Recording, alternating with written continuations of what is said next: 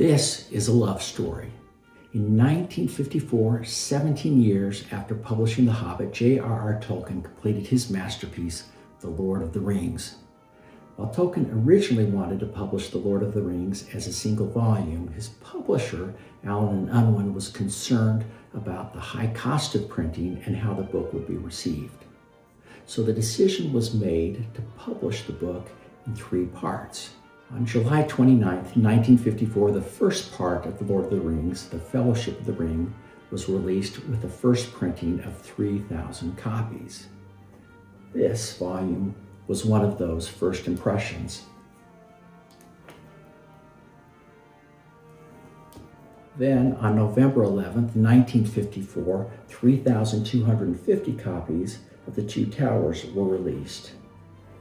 This volume was again one of those first impressions. The following month, on Christmas Day of 1954, John received under the Christmas tree these 2 volumes. The inscription in both simply says, "To John, from Margaret, Christmas 1954. To complete the trilogy, the following year, in October of 1955, 7,000 copies of The Return of the King were released. And sure enough, on Christmas Day, 1955, this first impression showed up under John's Christmas tree. And again, the inscription said, "To John, from Margaret, Christmas 1955. Now, I don't know who John or Margaret were. I don't know if they were attracted to The Lord of the Rings because they were fans of The Hobbit and eagerly awaited its sequel. I don't know if John was a bibliophile or a book collector who asked for these for Christmas, or if it was Margaret that had an interest in these books. But this much I do know. John and Margaret treasured these volumes and cared for them as if they were masterpieces. Any set of first impressions is rare, but finding a set in this condition is extremely unusual.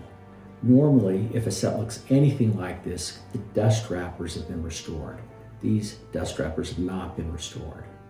Or if they haven't been restored, typically what you find is that the spines have been are browning or are toned.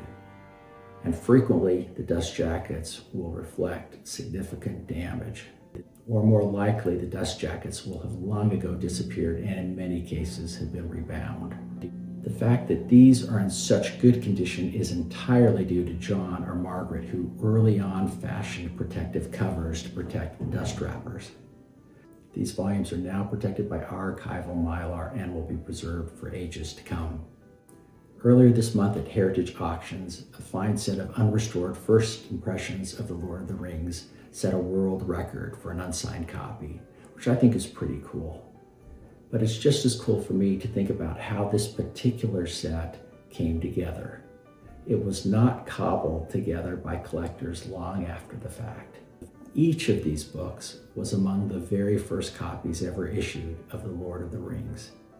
And as each of these was issued, it appeared in a bookstore somewhere in England where it was purchased by Margaret to give as a Christmas gift to a spouse or a lover or both. John was lucky to have Margaret. And I'm sure there are book collectors all over the world, and I am one of them, who are lucky to have a Margaret or a John in their life. For all the Johns and Margarets and book lovers everywhere, I wish you a happy holiday.